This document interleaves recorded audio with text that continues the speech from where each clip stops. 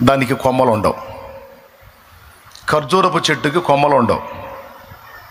అది చక్కగా ఎదిగిద్ది, చక్కగా నిటారుగా ఎదిగిద్ది.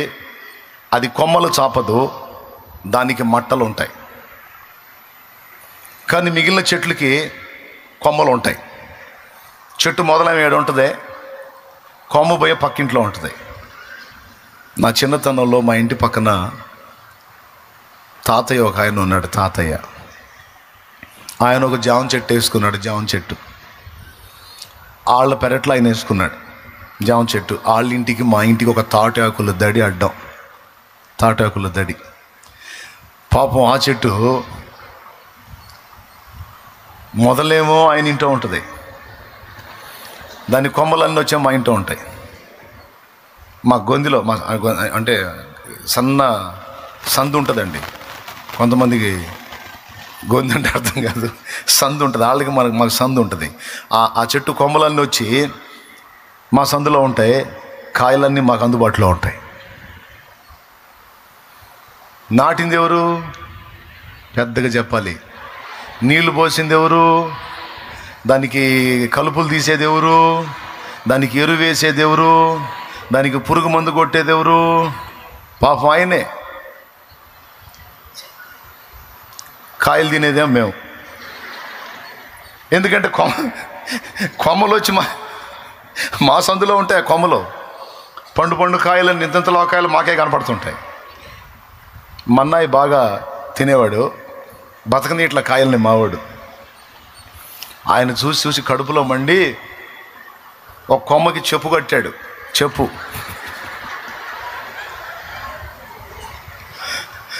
చెప్పు కట్టాడంటే ఈ కాయలు తిన్నోడిని చెప్పుతో కొడతా అని కట్టాడు. మావాడు ఏం చేశాడు తెలుసా? మాకెళ్ళి కొమ్మకి ఆయన చెప్పు కడితే అది ఓడ తీసి ఆయనకెళ్ళి కొమ్మ కట్టి అటు తిప్పి కట్టాడు. మేము తింటాం ఏమన్నంటే ఇది నీకే అని. అటు దేవునికి స్తోత్రం కలుగును గాక. ఇంకా ఆయన ఎన్ని చెప్పులు కట్టినా చాట్లు కట్టినా లేదు. ఎందుకంటే కాండం ఏమో ఆడుంది, కొమ్మలన్నీ ఏడున్నాయి. కొంతమంది జీవితాలు అంతే ఉంటాయి, కొమ్మలు. వీళ్ళ కోసం ప్రయాసపడేది ఒకళ్ళు, కష్టపడేది ఒకళ్ళు, నానా బాధలు పడేది ఒకళ్ళు, నానా విధాలుగా శ్రమ పడేది ఒకళ్ళు. వీళ్ళు పోయి వాళ్ళ ఫలాలు ఇచ్చేదేమో ఇంకొకళ్ళకి.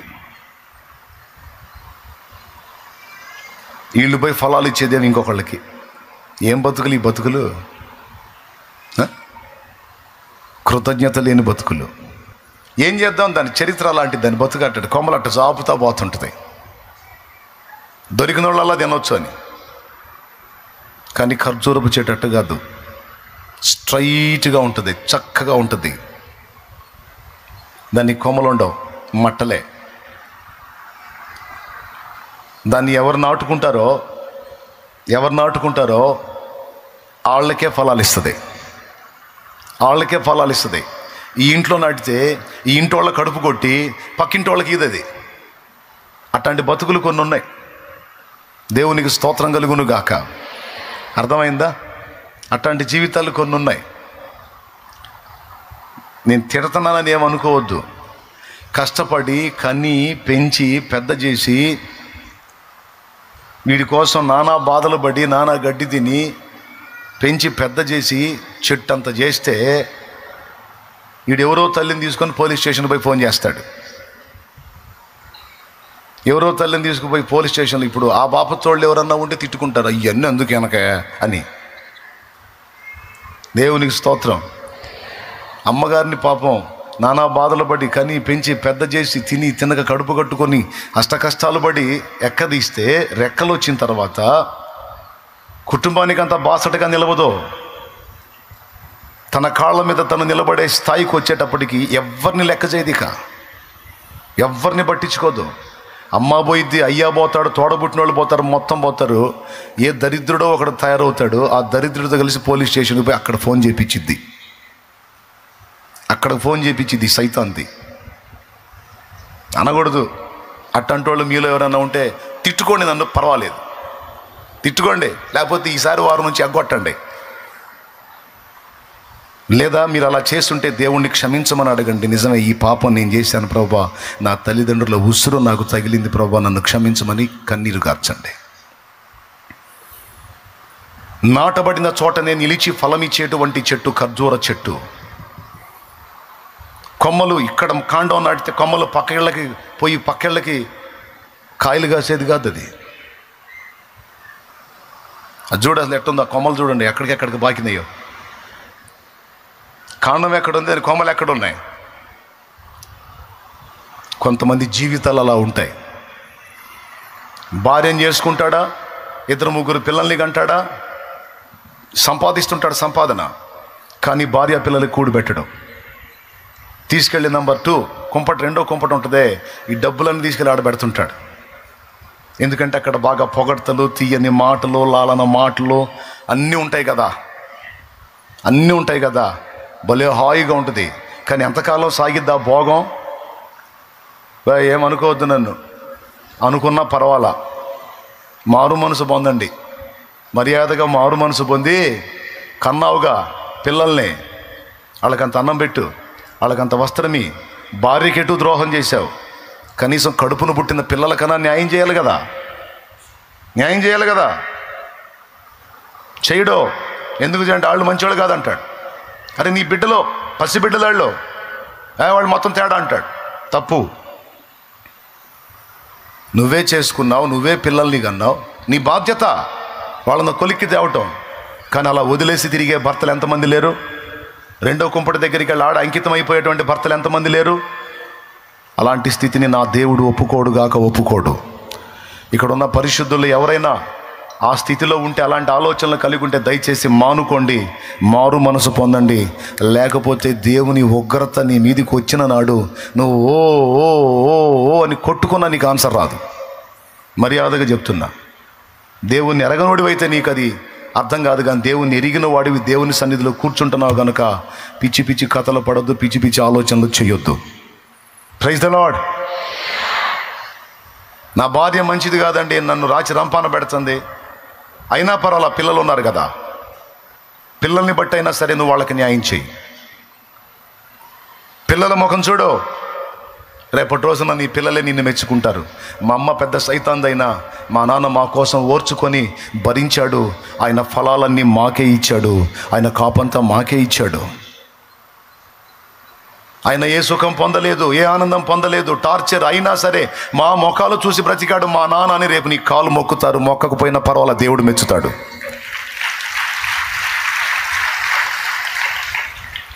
కొంతమంది ఆడపిల్లలు భర్తను విసర్జించి వేరే వాడి ఆకర్షణలో పడి వాడి వెంట వెళ్ళిపోయే వాళ్ళు ఉన్నారు, కుటుంబాన్ని నిర్లక్ష్యం చేసి ఉన్నారు.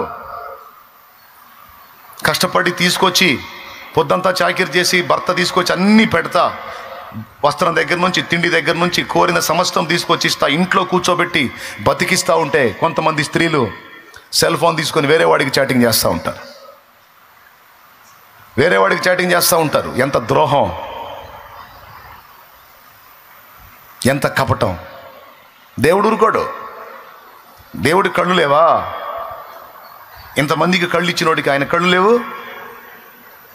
రహస్యమైనది ఏది తేటపరచబడకపోదు, మొత్తం చూస్తూనే ఉంటాడు. చాటింగ్ చేయటమే కాదు, వాడితో అక్రమ సంబంధాలు ఏర్పరచుకుంటారు, భర్తను మోసం చేస్తారు. అక్రమ సంబంధం ఏర్పరచుకొని చివరికి వాడితో వెళ్ళిపోయిన వాళ్ళ జీవితాలు కూడా నాకు తెలుసు. భర్తకు ద్రోహం చేసి, పిల్లలకు అన్యాయం చేసి, కామేచ్ఛలకు భోగేచ్ఛలకు లోబడిపోయి అల్పకాల పాప భోగాన్ని ఆశించి వాడి వెంటబడి వెళ్ళినటువంటి స్త్రీలను నేను ఎరుగుదును. వాళ్ళ చరిత్రలో నాకు తెలుసు. వాళ్ళ విషయంలో చాలా క్షోభ, చాలా వేదన. వెళ్ళిపోతే ఏం జరిగింది? కుటుంబం రోడ్డు పాలైపోయింది, పిల్లలు అభాగ్యులైపోయారు. పోయిన నువ్వు సుఖంగా ఉన్నావా? ఉంటావా? ఎన్ని రోజులు సాగిద్ది నీ భోగం? రాదా దేవుని ఉగ్రత నీ మీదికి? పట్టుకోదా నీ పాపం నిన్ను? నీకు నీళ్లు పోస్తుంది ఎవరు? ఎరువేస్తుంది ఎవరు? నీకు మంచి చెడ్డ చూస్తుంది ఎవరు? నీ ఫలం ఎక్కడ ఉండాలి? నువ్వెక్కడ ఫలిస్తున్నావు? నీ అనుబంధం, నీ ప్రేమ, నీ ఆప్యాయత, నీ అనురాగం ఎవరు పొందాలి? నువ్వెవరికి పంచుతున్నావు? నిన్ను ప్రేమించి నానా రకాలుగా నీకోసం అరులు జాచి నిన్నెంతో గుండెల్లో పెట్టుకున్న వాడినేమో చేదరించుకొని తృణీకరించి తేలిగ్గా మాట్లాడి, ఎవడో మాయ మాటలు చెప్పే దౌర్భాగ్యుని ఒకడి మాయ మాటలకు లోనయ్యి వాడి భజనలో లీనమైపోయావా? నువ్వు మారు మనసు పొందాలి. లేకపోతే పాపం యొక్క తీవ్రత తెలుసా? చేసేటప్పుడు భలే హాయిగా ఆనందంగా నూనె రాసినట్టు మృదువుగా ఉంటుంది చేసేటప్పుడు. దాని ఫలితం చూసినప్పుడు నువ్వు తట్టుకోలేవా బాధని. నువ్వు గిలగిల కొట్టుకున్నా నీకు విడుదల రాదు. తగిలించుకున్నంత ఈజీ కాదు వదిలించుకోవటం. ఎంతమందికి అర్థమైందో ఏమో, మరి ఇట్లాంటివి బాగా అర్థమవుతాయి. దేవునికి స్తోత్రం. అర్థం కానట్టు షో చేస్తే నేనేం చేయలేను. ఖచ్చితంగా అర్థం అవుతాయి, అర్థం అవ్వాలి, అయి తీరాలి. దేవుడు నీతిగల న్యాయాధిపతి నిన్ను గమనిస్తూ ఉన్నాడు, నీ బుద్ధిని చూస్తూ ఉన్నాడు. స్త్రీవైనా పురుషుడివైనా ఇద్దరికీ చెప్పాను నేను. కన్న తల్లిదండ్రిని చూడ్డోడు, కన్న తల్లిదండ్రిని చూడ్డం ఇక బయట వాళ్ళందరికీ చేస్తుంటాడు. అరే అమ్మా నాన్నకి ఎందుకు చేయవరా నువ్వు? వాళ్ళు మామూలు కాదులే, వాళ్ళు మామూలు కాదు. అరే రే మామూలు కాకపోతే నిన్ను కన్నారా? మామూలు కాకపోతే నిన్ను పెంచారా? మామూలు కాకపోతే నీకు చినిగిపోయినవి కట్టుకొని వాళ్ళు నీకు మంచి బట్టలు తొడిగారా? మామూలు కాకపోతే నీకు తినేది వాళ్ళ కడుపులో పడాల్సింది నీ నోటికి పెట్టారా? వాళ్ళు మామూలు కాకపోతే నువ్వు ఇంతకాలం బతుకున్నావా? వాళ్ళు మామూలు కాకపోతే ఆ పుట్టినప్పుడు నేను సావగొడతారు కదరా తమ్ముడా. వాళ్ళు మామూలు కాకపోతే అప్పుడే కాజేద్దురు కదా నిన్ను. నానా బాధలు పడి నీ కోసం పడాల్సిన కష్టాలన్నీ బట్టి ఎట్లా పెంచారు నిన్ను? ఒక మాటలో తేల్చేస్తాడు మామూలు కాదు, వాళ్ళు అట్టంటోళ్ళు ఇట్టంటోళ్ళని. దేవుని వాక్యం చెబుతుంది మధ్యలోనే పోతావు నువ్వని.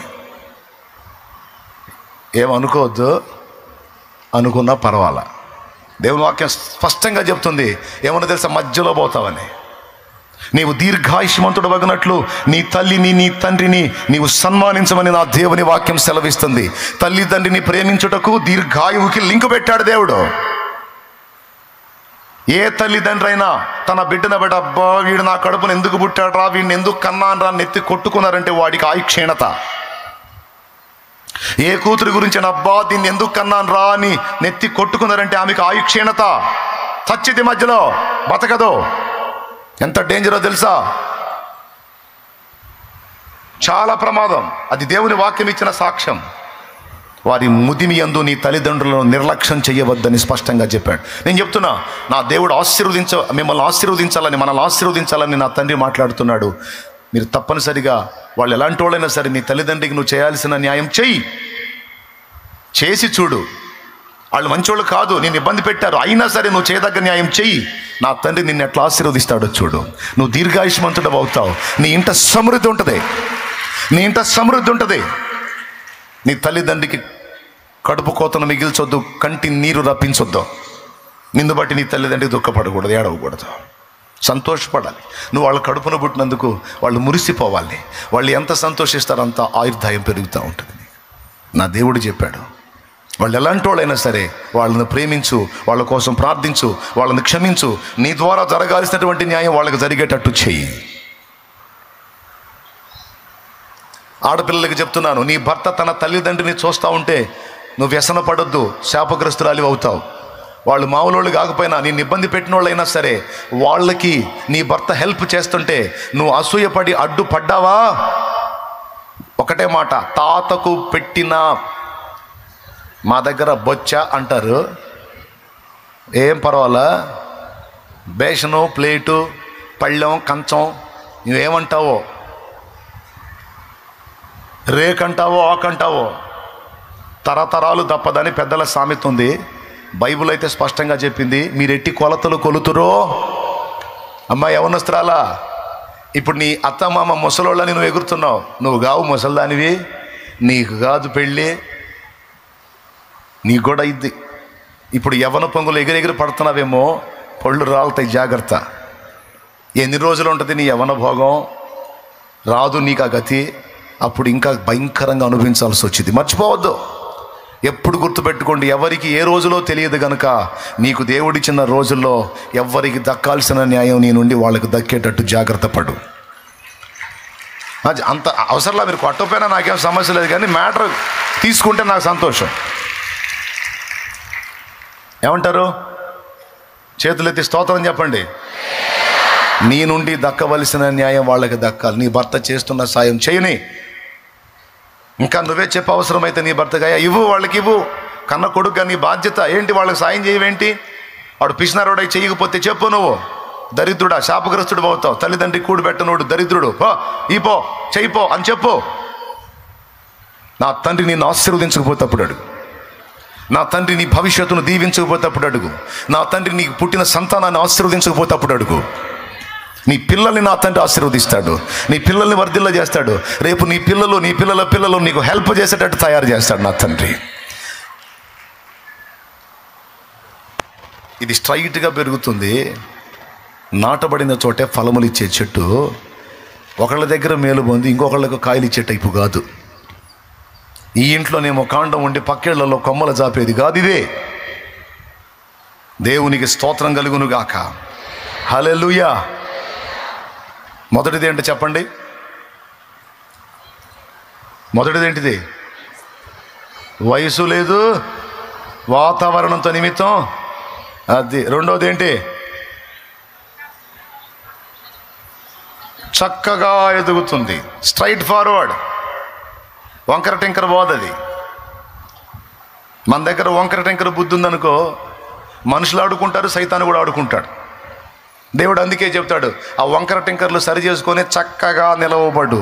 యెహెజ్కేలు గ్రంథము 2వ అధ్యాయము 1వ వచనము, నరపుత్రుడా నీవు చక్కగా నిలువుము, నేను నీతో మాట్లాడాలి అంటాడు. కొంతమంది దగ్గర మెతక మనస్తత్వాలు ఉంటాయి, మెతక బుద్ధులు ఉంటాయి. నేను చెప్పనా, మెతక ఉన్నంత వరకు రాలగొట్టబడతాం మనం. మన దగ్గర మెతకు ఉన్నంత వరకు శోధించబడతానే ఉంటాం. వంకర ఉన్నంత వరకు శోధించబడతానే ఉంటాం. వంకర్లన్నీ విసర్జించి చక్కగా నిలిచి దేవుని కొరకు ఫలించుట అనే ఘట్టాన్ని మనం సాధన చేయాలి. చక్కగా నిలవటం. దేవునికి స్తోత్రం కలుగును గాక. హల్లెలూయా. మెతక బుద్ధులు మన దగ్గర వద్దు. కక్కుర్తి బుద్ధులు మన దగ్గర వద్దు. ఊరికనే బెండ్ అయిపోయే బుద్ధులు మన దగ్గర వద్దు. మెతక బుద్ధులు కొంచెం పొగిడితే చాలు వెంటనే బెండ్ అయిపోతారు. కొంచెం గణపరిచి మాట్లాడితే చాలు వెంటనే బెండ్ అయిపోతారు. మెతక బుద్ధులు. కొంతమందిని గురించి మాట్లాడతారు, అబ్బో ఆయన స్ట్రైట్ ఫార్వర్డ్ అండి, ఆమె స్ట్రైట్ ఫార్వర్డ్ అండి, ఏ వంకర ఉండదండి, ఉన్నదేదో ముఖం మీదే మాట్లాడేదండి, మెతకుండదండి. యేసు ప్రభువుకుంది ఆ లక్షణం. వాళ్ళు వచ్చి ఏమన్నారు తెలుసా? బోధకుడా, నీవు దేవుని మార్గమును సత్యముగా ఉపదేశించువాడవనియు మోమాటము లేని వాడవనియు మేము ఎరుగుదుమన్నాడు. మెలికలు తిరగడో, ముఖం పగలు కొట్టినట్టు మాట్లాడతాడు. ఎవరి దగ్గర? శోధించడానికి వచ్చిన వాళ్ళ దగ్గర. మళ్ళీ దీనులై వచ్చిన వాళ్ళ దగ్గర మెత్తగానే ఉంటాడు, ప్రేమగా దగ్గరకు తీసుకుంటాడు, వాళ్ళకి చెప్పాల్సిన సమాధానాలకు చెప్తాడు.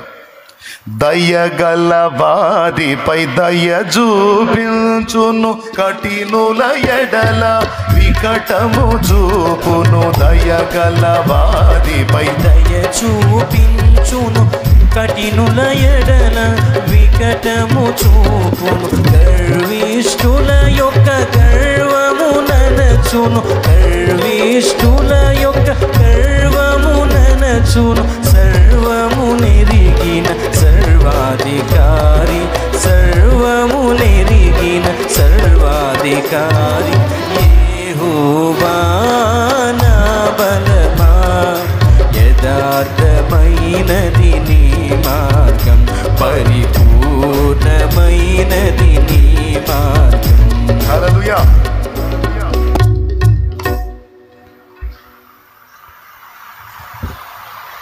ఈ శోధించడానికి వచ్చే వాళ్ళని చూసి మెత్తగా మాట్లాడ్డో, కొడితే ముఖం పగిలినట్టు మాట్లాడతాడు. వాళ్ళకి భయం ఆయన దగ్గరికి రావాలంటే. ముందే మన దగ్గర మెతక వ్యవహారం ఉందనుకో, ఈ శోధించే వాళ్ళు వచ్చి బాగా శోధిస్తారు. కొంతమంది వాళ్ళ దగ్గర ఎంత మెతకుందో వాళ్ళే బయటపడుతుంటారు. వాళ్ళ దగ్గర ఎంత వీక్నెస్ ఉందో, ఎంత మెతకుందో, వాళ్ళ బుద్ధి ఎంత వీకో వాళ్ళే బయటపడుతుంటారు. అలాంటి మెతక బుద్ధులు మన దగ్గర కనపడితే కనపడ్డోడల్లా ఆడుకుంటాడు, కనపడ్డ మనిషిల్లా ఆడుకుంటుంది. అట్లా ఉండొద్దు. మెతక వైఖరి మనం కలిగి ఉండొద్దు. స్ట్రైట్ ఫార్వర్డ్ ఆయన వలనే మనం మోమాటము లేని వారమై ఉండాలి. మంచిగా మాట్లాడాల్సిన దగ్గర సద్భావం కలిగిన వారిలా సద్భావం, శోధకుల దగ్గర వికటం. దేవునికి స్తోత్రం కలుగునుగాక. పెద్దోడైతే అన్నయ్య, చిన్నోడైతే తమ్ముడా, పెద్దదైతే అక్క, చిన్నదైతే చెల్లెమ్మ. ఇక అంతే. ఇక మీరు ఇదిగో నువ్వు, నీతోనే, నీకే. ఏమండి మెతక మెతక మనసులో దురుద్దేశం ఉందనుకో, నోరారా అన్న అనరో, అన్నయ్య అనరో, ఇవే వస్తాయి. అర్థమైపోయింది అవతలాడికి. అందరినీ అన్నా అని నన్ను అంటలేదు ఎందుకు? ఉందే మెతక, చూద్దాం ఈ మెతక సంగతి ఏందో. వాడు కూడా ఆలోచిస్తాడు, పనికి వచ్చింది, కాస్త మెతక బుద్ధి దానిలాగుంది అని. ఏమండి ఇదిగో మిమ్మల్ని అంటే ఇటు మెలికలు తిరిగాడు అనుకో, ఆమెకు అర్థమైపోయింది ఈడేదో కాస్త వంకర రకం లాగున్నాడు, ఈడు వంకర టెంకర సంగతి అని తేల్చుకుందామని ఆమె కూడా అనుకుంటుంది. అలాంటి పరిస్థితుల్లో మనం ఉండొద్దు. Straight forward. బోధకుడా, నీవు మోమాటము లేనివాడవు, మోమాటము లేనివాడవు. ఎవరు ఏ ఉద్దేశంతో వస్తున్నారో, ఏ ఉద్దేశంతో మాట్లాడుతున్నారో, ఎలా ప్రవర్తిస్తున్నారో మనం వివేచించే వారమై ఉండాలి. ఉండి ఎక్కడ ఎలా ప్రవర్తించాలో మనం మెళకోగలిగి ఉండకపోతే మన బలాన్ని పరులకిచ్చి భ్రష్టు బట్టే అవకాశాలు ఉంటాయని దేవుని వాక్యం స్పష్టంగా చెప్పింది.